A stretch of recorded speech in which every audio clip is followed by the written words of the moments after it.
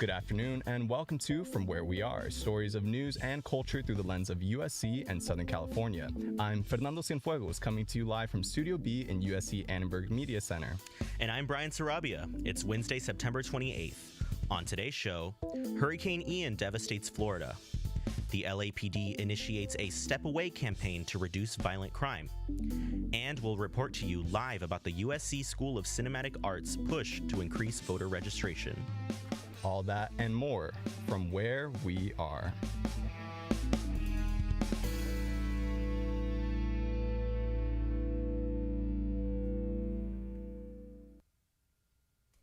Hurricane Ian made landfall on the southwest coast of Florida earlier today.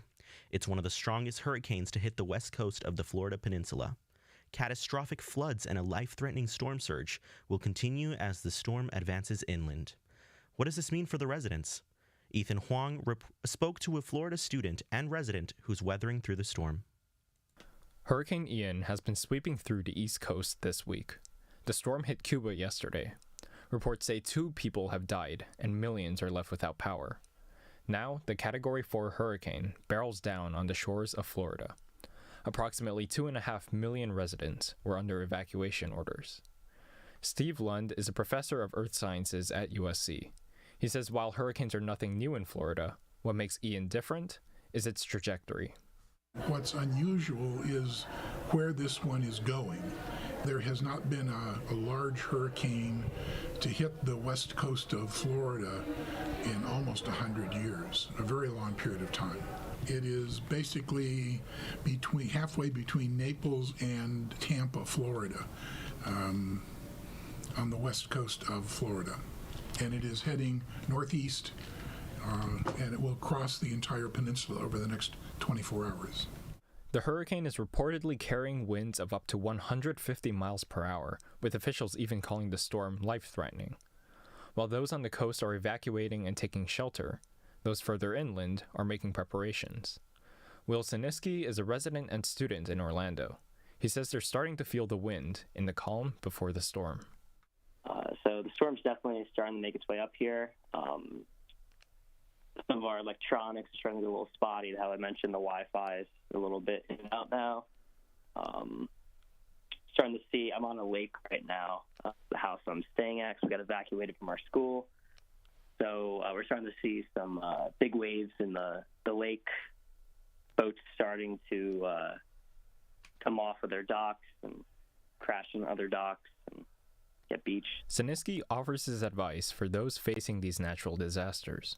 Besides staying safe inside, but also keep a lookout for the neighbors and the people around you. And if there are people who need help and you feel comfortable going to help them, go and help them. Like, for example, before I had to push back this interview for a second, is one of our neighbors, they started having their boat start going away, and it was about to hit into other people's houses and whatnot. So we went out there to help the neighbors and make sure that their boat was secured.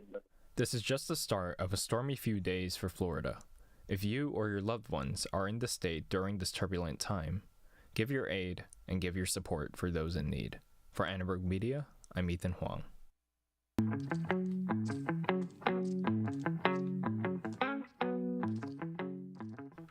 Immigration activists rallied in support of legislation that could see some long overdue changes to U.S. immigration policy. Felipe Salata has more on the story from downtown Los Angeles.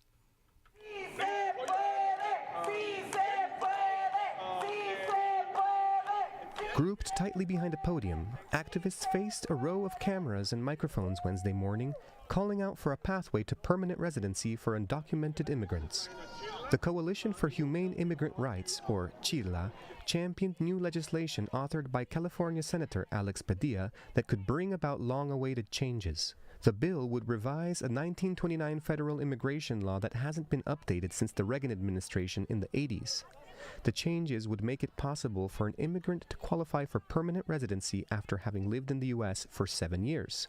We've waited too long to live in this country with security, with a peace of mind, with a sense that we will not be torn apart from our families. That was Angelica Salas, executive director of CHIRLA. she spoke in front of the Roy Ball Federal Building in downtown Los Angeles, flanked by a spirited and hopeful group of activists. It's been too long. It's been decades and decades. It's been too long since we've been fighting year after year after year, decade after decade, for a change in our immigration policies so that they're more just, that they're more humane, that they really represent the values of our people, what we deserve. The individual would have to prove they're of good moral character, a term that amounts to not having a criminal history during that time. It unlocks permanent residency, no more temporary status. It opens up the doors towards a green card and the possibility of citizenship. But more than that, it gives people a peace of mind of living in this country with their families, that they won't be separated, that they can go to their home countries and hug the loved ones that they haven't seen for decades, that they won't be abused in the workplace because of their immigration status. The law would also apply to DACA holders, a program that protects undocumented youth. DACA has been in jeopardy since the Trump administration.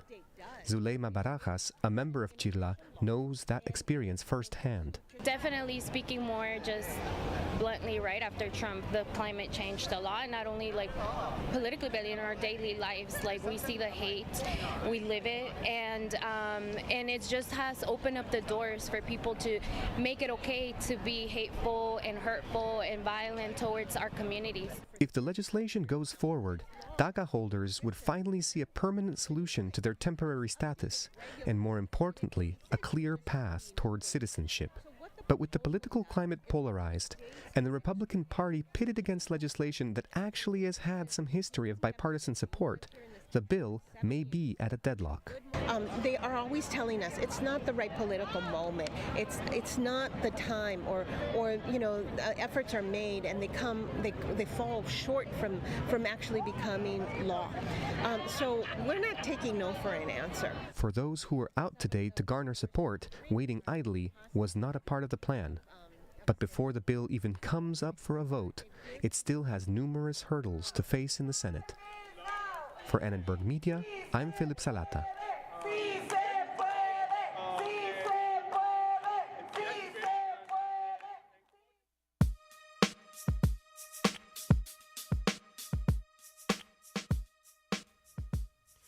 Due to a spike in crime in the downtown Los Angeles area, the LAPD has released a new campaign called Step Away. Michael Mellinger has the story. The Los Angeles Police Department wants to take a bite out of crime. Recently, it released a public service announcement called Step Away L.A. on YouTube. Most of the reports you read where violent assault occurs begin with a simple argument which escalated into violence. We care about your safety, but the truth is we can't be here to stop every crime. Which is why it is so vital for you to be the bigger person and walk away from any argument that can cause violence. Step Away L.A. This Step Away campaign encourages members of the community to step away from disputes that could potentially escalate into violent conflict. However, the department noted that this is an effort to prevent crime from occurring, and not an action for after an incident has occurred. We spoke one-on-one with Central Division Commanding Officer and Captain Elaine Morales. Number one, to step away so that a crime does not occur. Obviously, if a crime already occurs, then they need to immediately notify the police department. But the goal in this campaign is to ensure that if someone's arguing with you, for example, like over a parking spot, that maybe be the better person and just walk away, not engage with that individual, and then a crime will not occur. Captain Morales also spoke on a panel for media members alongside Senior Lead Officer Dion Joseph and Detective 3 Blanca Pasos. Dion Joseph spoke about this effort and how the Step Away L.A. campaign will not only feature this PSA, but also community outreach and tools for officers. Through the Step Away L.A. project, we are simply providing another ounce of prevention as it relates to walking away from arguments, which are one of many root causes of violent crime that we can work together to control. This is what the program is about. It's about saving lives. It's not about taking away your constitutional rights to stand your ground. But we're seeing shootings in parks. We're seeing people getting into arguments and losing their eye. People having to go see their loved ones in the hospital over something trivial and petty. And like community members who volunteered to participate in this project, we're all tired of it because we care. This PSA was started by leadership at the Central Division of LAPD. The Central Division covers 5 square miles, extending as far west as the 110 freeway, and includes parts of Skid Row. Among all of LAPD's 21 precincts, Central Division once had the most violent crime incidents. Now, that is no longer the case. You can be from number 1 to number 21 because there's 21 stations in the city. There were times we were always 21 in violent crime. Today we're 17. So our goal is to keep moving up higher and higher. But again, every tool, every educational piece that we can do, whether it's a flyer, a PSA, of messaging, meetings, we just have to keep pushing forward and not give up.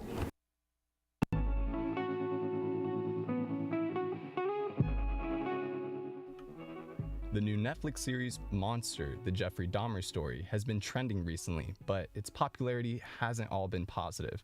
Avery Goodman has the story.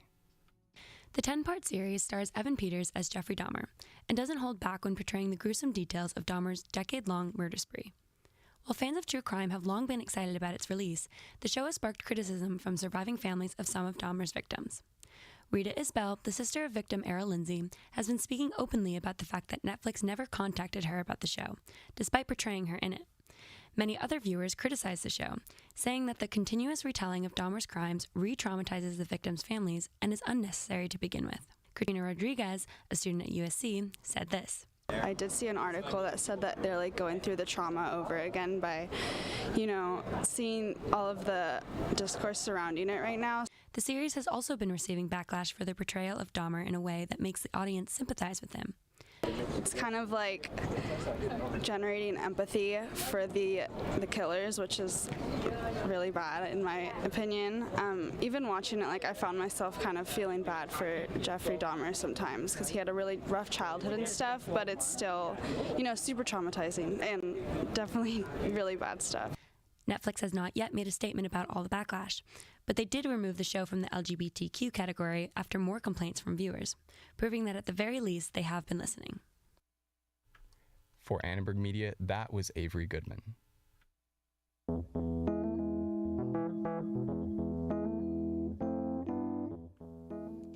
Voting season is right around the corner, and many organizations on campus are gearing up to get as many students to vote as possible.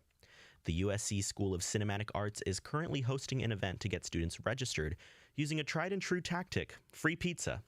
Michael Mellinger is live at the scene to tell us more about it.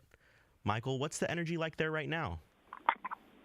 Hey, Brian, I'm here at the SCA gallery, and we have a bunch of people piled into the courtyard. A lot of them are enjoying the free pizza they get for showing their voter registration. And so Get Out the Vote is here at SCA, and they're giving away free pizza to anybody that shows up to vote or to register to vote.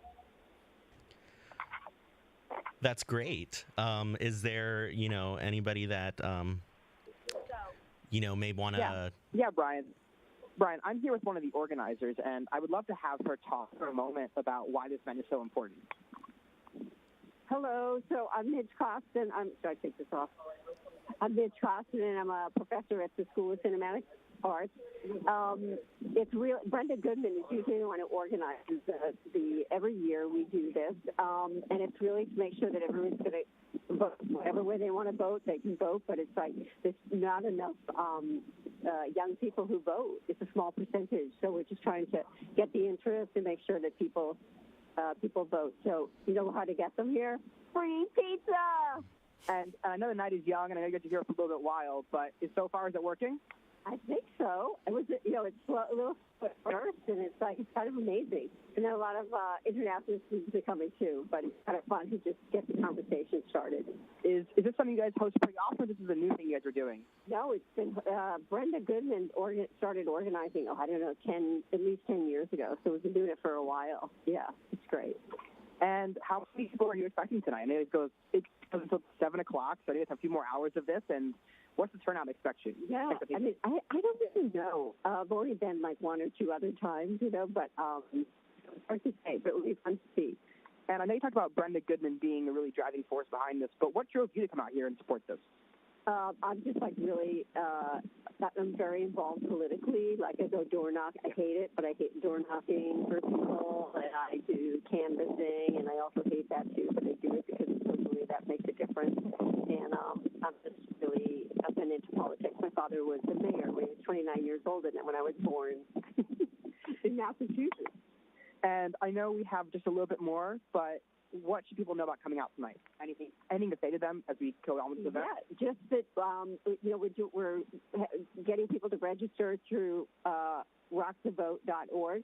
And Rock the Vote, if people are registered already, they can just show us. Some people have changed because they're registered in another state or somewhere else in the state, and they want to change their address. So it's just really great. And there's a lot more pizza coming. There's a lot there. It looks really good. All right. Thank you so much for your time. I really appreciate it. Brian, it was great to be here. For Annenberg Media, I'm Michael Mellinger.